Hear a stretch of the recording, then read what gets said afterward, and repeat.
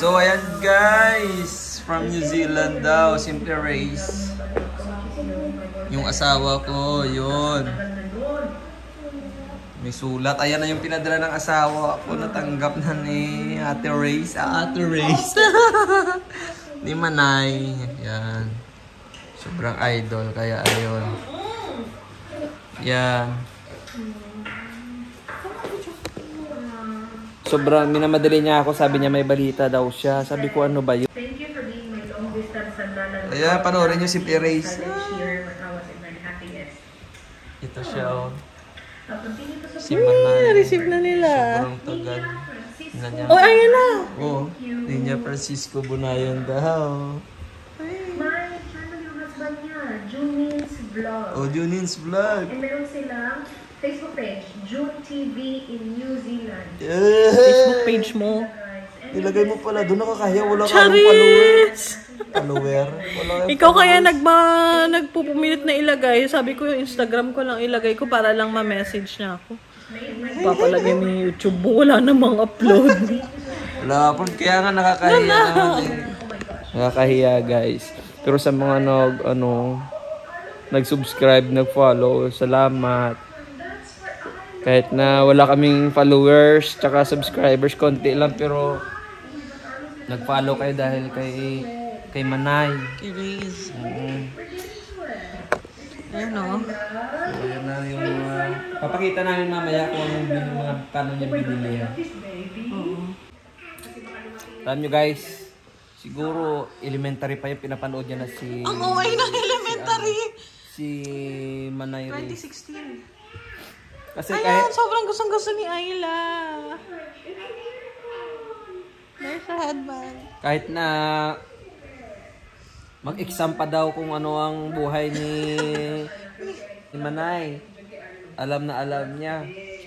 Kami ni Arian. Oh, sa sobrang idol niya, may kamanay din siya. Ayun, Manay, si Manay kaya Arian. Manay yung tawagan namin ni Arian. Kaya nga. Dahil sa tawagan nila ni Chona. Oh. Tapos, Tapos naku guys, ito pa, kahit na nung pagod niya, anong umuwi ng 11, 12 ng midnight na galing trabaho, manunood pa talaga yan. O, lalo na dito sa araw-araw. Yung time kasi na-upload dito ni Same Grace, time. 12:30.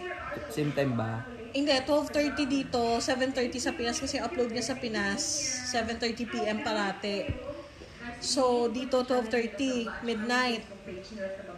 So, syempre pag galing akong PM, inaantay ko. Kasi dumadating ako ng bahay ng 11:30 or 11:45. Ayan guys. Buti na lang nagustuhan ni Ayla. Hindi lang na-vlog si Arlo, pero for sure magugustuhan niya kasi puro dinosaur yung nasa shirt niya. So, ano masabi mo? Ang dami nag-follow sa'yo. Ako naman bumili nun eh. Ano ba yun? 120 plus lang yung sa followers ko sa Facebook. Ngayon, nasa 160 na ata. Akala ko naman 160,000. Pero I mean, malaking bagay yun. Na nag-subscribe sila, kahit wala naman, nag-ano lang naman si Rice na. Sa amin, okay lang naman sa amin guys, kahit hindi kayo mag-subscribe. Pinalagay lang talaga ng asawa ko kasi para lang daw ma-mention. Pero salamat sa nag-subscribe pa din. Kahit hindi kami sikat, kahit 100 lang yung follower. Tsaka hindi naman siya parating nag-upload dun sa YouTube. Mas active actually siya guys sa Facebook, yun sa June TV in New Zealand. So dun kayo manood. Try kung pag ayan na si Ayla! Yung suot niya na B.O.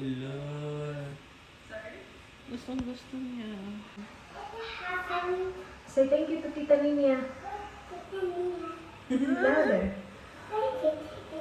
Official tita ka na ni Ayla.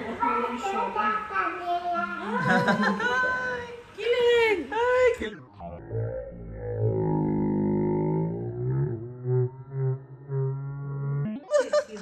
Ay nako, nakakaya.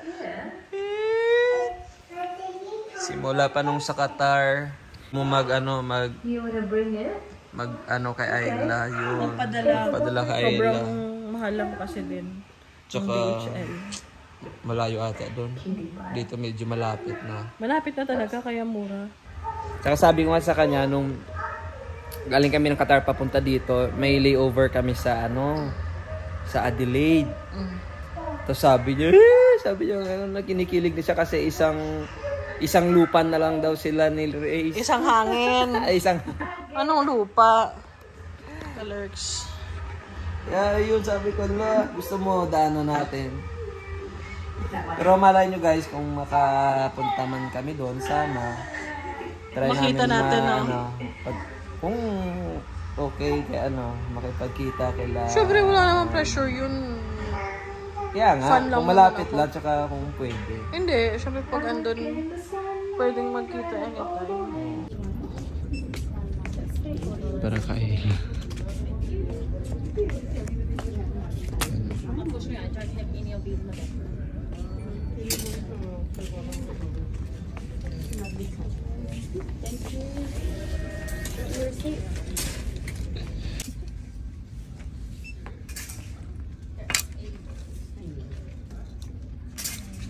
Five.